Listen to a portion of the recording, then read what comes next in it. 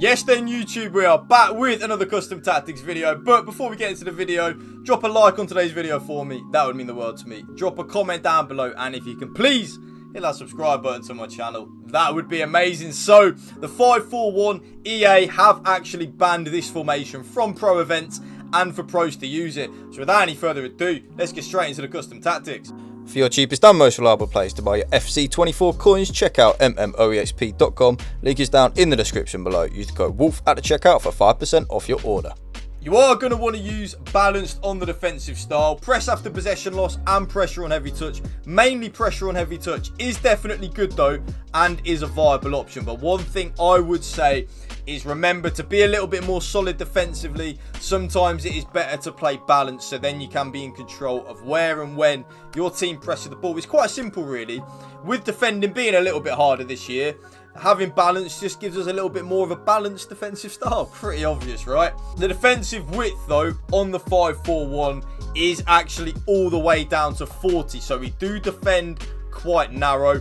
Remember, like I've been saying for quite a while now on the EAFC24, defending isn't easy, and defending is not easy at all. So we do want our left back to be a little bit closer to our left centre back, making that nice and hard to defend. We want our right back to be a little bit closer to our right centre back. So in general, our whole back 5/4 is just more defensively solid, because remember, we defend in a back 5, but then when we attack in a back 3. The defensive depth, you are going to have two options here, okay? So there are two options which I would probably say are pretty important in terms of where and when you're going to want to use them. So option 1 is going up to 60 depth. So that is the first option, which I think 95% of my viewers, which are you, are probably going to want to use. That is, you're in control of where and when your team presses. So your team will be a little bit higher than they would normally be, you know, on the preset 50.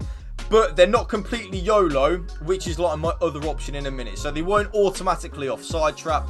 They won't automatically press. That will be down to you.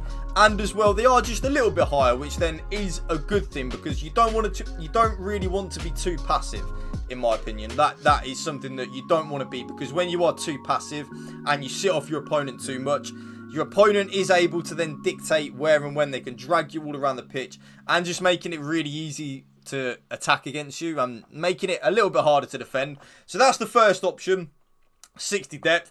You can probably guess the second option, which I use. So I did use 60 depth first, but the option that I now use is 72 depth. Now, you might think that that is very high and very aggressive, and you would be right. That is very high and very aggressive, but there is method to that madness. If you remember on, I think it was FIFA 22 YouTube, if you had a certain depth, the team would automatically offside trap for you and automatically press for you. That's back.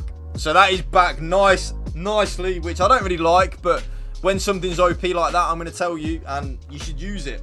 So that is what I am playing at the minute, balanced on the defensive style, 40 width with 72 depth. One thing I will say though, YouTube, two options, 60 depth or 72 depth. If you struggle defensively, maybe go with the 60 depth option. That'll probably help you out more in the defensive side of the game. The offense, of course, it is going to be balanced and direct passing. I wish so much there was other things for me to tell you to use, but at this moment in time, like with a lot of the FIFAs, that is what works, and it is effective, and it does work, and it's broken. So because of that, balance and direct passing, your absolute bread and butter, and that is whether you're on new gen or old gen as well. The offensive width, I have made it a little bit more narrow, YouTube, to 45. Now the reason being, I want my left midfielder and my right midfielder of the 5-4-1 to tuck in and be very narrow and compact when we don't have the ball, and then when we do have the ball, I want them to make penetrating runs towards the striker. So that's why I make the offensive width a little bit more narrow, just to give us more offensive options when we have the ball. Players in the box, of course, is going to be 7. More players that we have in the box, more likely we are to score a goal. And of course, our corners and free kicks are 2 and 2 rather than the default setting of 3 and 3 to stop us getting counter-attacked on from our own corners. So this is how I've set my team up on the RTG in the 5-4-1. It really does help, by the way, if you have a bit of a winger slash attacker as one of your wing backs. So for example, I am playing Jeremy Doku as my right wing back. rather than a traditional right back in Hakimi. That really does help. And that then brings us nicely onto the player instructions. So first things first, on the striker, pretty much a default setting that I now use on every single striker, on every single formation, and that is stay central and getting behind. So they're the two things you are going to want to use, YouTube. Stay central and getting behind. Pretty much what it says on the tin. Stay central on the striker. Keeps the striker in the central areas of the pitch. We want that. We do not want our striker, especially in a 5-4-1 formation, the ultimate rat formation. We do not want our striker venturing off down the left and the right hand side of the pitch. We don't want that. That is no good. We want them in the middle of the pitch. And the getting behind is pretty obvious. They make forward runs to get in behind the defence. It's kind of, you can use it as a dummy when the striker is making the runs in behind. Even if we then don't play him the ball, it kind of doesn't really matter, because that then leaves some space in the middle of the pitch for the two central midfielders. And that then brings us nicely actually onto the two central midfielders. I play with both of them on balanced attack and cover centre usage. So both of them are on balanced attack and cover centre. So both of them will get forward ever so slightly, but they won't completely YOLO it like if they're on get forward and stuff like that. So they will get forward and help out, but not the complete YOLO. And you will see now why, because my left midfielder and my right midfielder are on exactly the same player instructions. So the first thing you're going to want to put on is come back on defence. The second thing is cut inside.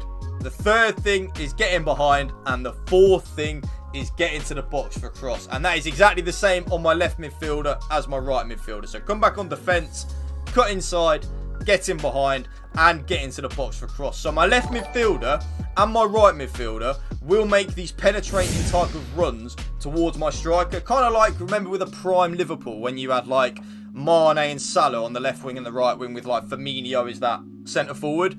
Imagine it like that, but Firmino isn't dropping deep. So the left midfielder and the right midfielder will make brilliant runs towards the striker, constantly making them penetrating runs because of them being on cut inside, getting behind, and getting to the box for cross. And I think that's so important, because when we are playing a 5-back, even though we are going to defend with like a 3 at the back when we're attacking, it's very important to still have the player instructions on, which help us out in the attacking side of the game, or else we will kind of just be stuck in terms of where we're at when we get the ball.